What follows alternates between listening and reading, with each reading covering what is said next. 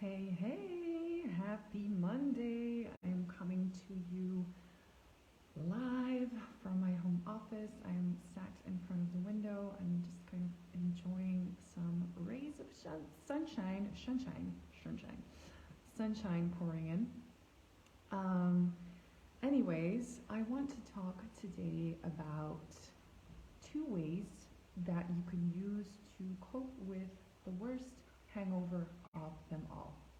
The day after, which is the day after your hangover, when we tend to experience hangxiety, hangover anxiety.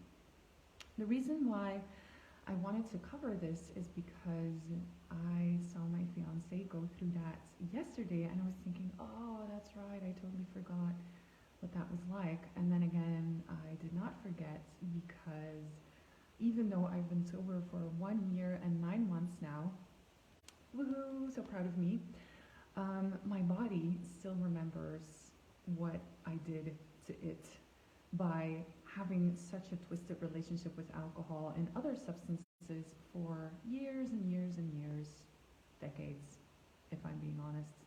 Um, and so my relationship with alcohol and other substances really was toxic, abusive, and codependent. And I do feel like when, for example, when I see my fiance struggling with a hangover or the anxiety the day after the hangover, I can literally feel something like a pit in my stomach or even like my chest tightening, where that anxiety lives, or actually getting like abdominal cramps. I remember I used to get those a lot, especially after a night out and using cocaine. So I figured I do really want to talk about this because I do think a lot of people experience this maybe without consciously realizing it. If you're not experiencing this, then good for you. I do know that there are people out there who do not really have hangovers. Um, but so for those of you who do, this is probably going to sound super familiar. You go for a night out the day after you're hungover, and the symptoms can range from just feeling a bit sluggish to having pounding headaches, having an upset stomach, literally not being able to move. For me, it was mostly like the worst migraine attack ever. So my whole nervous system would really, be under extreme duress and pressure. And it would take me at least a full day to really recover from that. I remember I would not be able to eat for about 8 to 10 hours, and then usually by the evening, by 8 or 9 p.m., I would kind of recover and then be able to eat something and then go to bed early. But then the day after the hangover, I always felt a lot of anxiety. I call it hangxiety. It's like that emotional hangover that you feel after having gone through a hangover day. And usually what happens is a lot of the feelings of guilt and shame kick in. You feel guilty for, having put your body through that, but you also oftentimes feel ashamed because maybe stuff happens on your night out that you're not so proud of, or you don't remember anything and you're like, oh my god, what did I do? Did I go too far? Did I cross my boundaries this time? Like, who did I talk to? What did I say? What substances did I use? Like, sometimes it's oftentimes really dangerous when you're drunk. That was the case for me. Alcohol was my gateway drug. And then I would, feel super confident, like the symbolic liquid courage. I would feel super confident about putting something else in my body, whilst when I would think about it logically and in a sober state, I would be like, oh my god, why am I even doing that to my body? That's crazy. So the anxiety the day after the hangover usually were moments where I would really be hard on myself. I would be doubting myself. I would not feel motivated, not at all. It would take me more than a day sometimes to really get out of that funk. I would really feel down, almost in a depressive state. And it would usually take me a really long time to get going again, when it comes to work or just even doing things around around the house, or feeling good about myself, feeling good about my life. I would just really generally have a super negative experience, and it would take me oftentimes until Tuesday or Wednesday, midweek, to really feel like I have fully recovered and feeling fully energized and motivated again. And then for me, usually the weekend would start again on Thursday or Friday. So really that negative cycle of drinking, hangover, hangxiety, taking a long time to recover would start all over again. And in effect, like, my body would never really have the time to actually fully recover from this. And so the worst for me was definitely always the hangxiety, and just the feelings of, and the thoughts mostly of, I'm a bad person, I did a bad thing, I'm not motivated to do anything at all, I suck at everything I do. And then obviously, I would get into that cycle thinking about these things all the time, which just really kind of make me go into a negative cycle of thinking as well, which totally impacted my results both in my life and in my business. I feel like my phone screen is doing something really weird, but anyway, I hope you can still see me. So anyway, if this is something that sounds familiar to you, drop me a 1 in the comments below. If this is something that you have experienced yourself as well, then maybe you are somebody who can benefit from the 2 ways that you can cope with the day after, which I want to share with you now, so that you have some idea of how to face that anxiety that you can feel because of being hungover, and which then affects you in really the way that you go about your days after. So the first way, really, and something that really has helped me during those days when I was still drinking and doing other drugs, was using emotional freedom technique, or also known as tapping.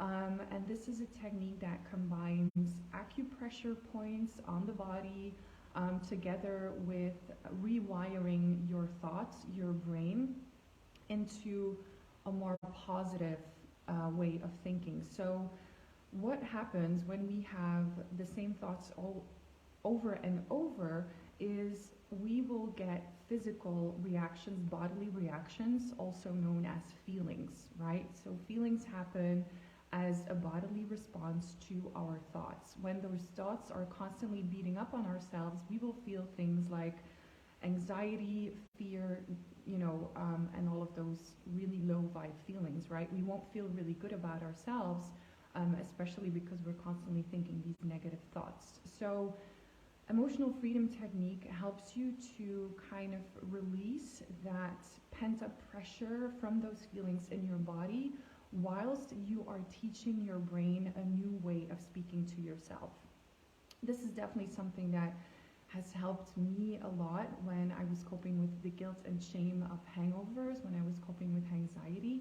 And this is also something that I'm teaching inside of my sobriety challenge, which is just one of the many ways that I'm helping DJs, producers, and just really generally people active in nightlife to go through their first steps towards sobriety, or maybe their next steps towards sobriety. And so this technique really specifically geared to helping you cope with anxiety, and helping you cope, especially when you are on your sober journey, helping you cope with overwhelming cravings, because that definitely happens. EFT is a great tool for that. So this is something that I teach within my sobriety challenge. Obviously, you can also look up EFT and start trying it yourself right now. But if you're interested, and if you're like, hey, I want to do sober October, or I want to do my first sober month ever, and I don't know where to start, and if you're looking for something structured and something that will help you dive deeper beyond just crossing off, the days on your calendar until the days that you can start drinking again, then definitely check out my sobriety challenge. It is 4 weeks full of content, structured in such a way that it will gently guide you through your sober month. It's releasing content every 2 or 3 days so that you have some time in between the videos, the audios, or the worksheets, depending on which you are going through first so that you have some days in between to integrate as well. So it's not like you're having to do something every single day. There are some days in between that are just left open so that you can really integrate the lessons. There's also bonus resources in there that really will help you with more tips and tricks on how to go about your sober or sober curious journey. And if you decide after your 30 days of taking a break from alcohol that you want to go back to drinking, obviously no judgment, right? This sobriety challenge is really meant to help you dive deeper into your relationship with alcohol, how you relate to it, what's it doing for you, and how maybe you can fill those needs with something else that is going to be more healthy, more supportive to your mental health and your mental well-being and your personal wellness in general. So that's one thing. So the EFT tool is something that I'm teaching inside of the sobriety challenge. Really a huge, huge game changer for myself and the people that I've taught this. Really, when it comes to dealing with hangovers or when it comes to dealing with wanting to be able to face those overwhelming cravings. Okay. I feel like my connection is a little choppy, but I will just continue and we will see what happens. So that was the first way. So using EFT to help you cope with the day after. By the way, my sobriety challenge is currently priced €11 instead of €111, but only until October 7th. That's Friday. And then the price is going to go back up. So if you want to join, if you're interested, send me a DM and I will share the link with you so that you can sign up and get started right away. It's really fun. It's just a self-guided thing. You have lifetime access. So if this is something that you're like, hey, I want to do this now and maybe go through a sober month at some other points, or maybe there's resources in there that you like and that you want to continue using, then you can because you have lifetime access. So the second thing that I want to share with you in terms of coping with the day after, with your hangover after your hangover, your hangxiety, is really practicing acceptance. Accept where you are. Now, I know this is very difficult. Acceptance is really one of the most difficult things. I know I still practice that a lot, and oftentimes I don't really manage. So it's really a daily practice to learn to accept the things that you are resisting, to learn to accept the contrast that you are being presented with in your day-to-day life, in your music practice, in your work, in your creation, whenever it shows up. Really the things that are blocking you from feeling like you can move forward and create sustainable success. So practicing acceptance really is a huge, because it's only when you accept where you are right now, currently, that you will be able to have a foundation, really understanding the things that are blocking you, the things that maybe need diving into, and really accepting all of who you are with all of the feelings, all of the emotions, and all of the thoughts without trying to bypass them, without trying to ignore them, without trying to cover them up with toxic positivity. Acceptance really is about taking that step back and gently, lovingly, and full of compassion look at your situation, what is going on, and accept every aspect of that situation. And then from there, you can actually understand where to direct your focus in order to take your next steps to move forward. So acceptance really is a great tool that you can learn to help you calm down your nervous system in moments where, you know, the pressure is really on, in moments where you really feel super nervous, anxious, fearful. However, I also recommend to continue to practice and integrate acceptance to help your nervous system become more resilient so that you can face crisis situations a lot better if and when they present themselves. This exact tool is something that I teach my clients, my one-to-one clients in my coaching practice. It really is the foundation of everything that I build my coaching practices and tools on. So everybody that passes through my teachings is always first and foremost going to learn about total and full acceptance. And I did feel like I did not just want to keep this within my one-to-one practices. So I'm building a workshop around practicing full and total acceptance so that you can teach your nervous system to become more resilient, so that you can face difficult situations head on. And this is that I'm building on my music life balance masterclass. And so this workshop, Music Life Balance, the first step centers around learning acceptance. After that workshop, there will be 2 more workshops building upon this first workshop. But so this really is the core of those 3 workshops. You cannot do the other 2 workshops without having done this one. It's not going to have its full effect. It's not going to make any sense whatsoever.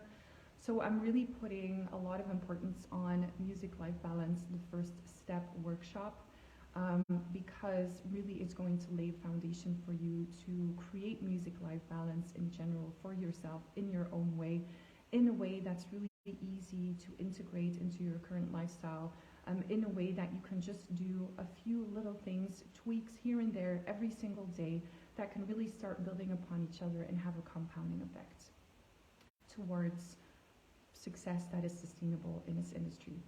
So this workshop is happening, well, actually is being released on October 9th. That's Sunday.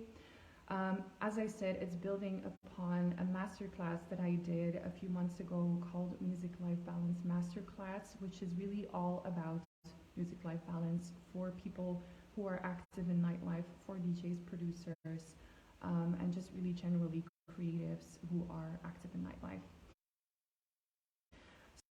So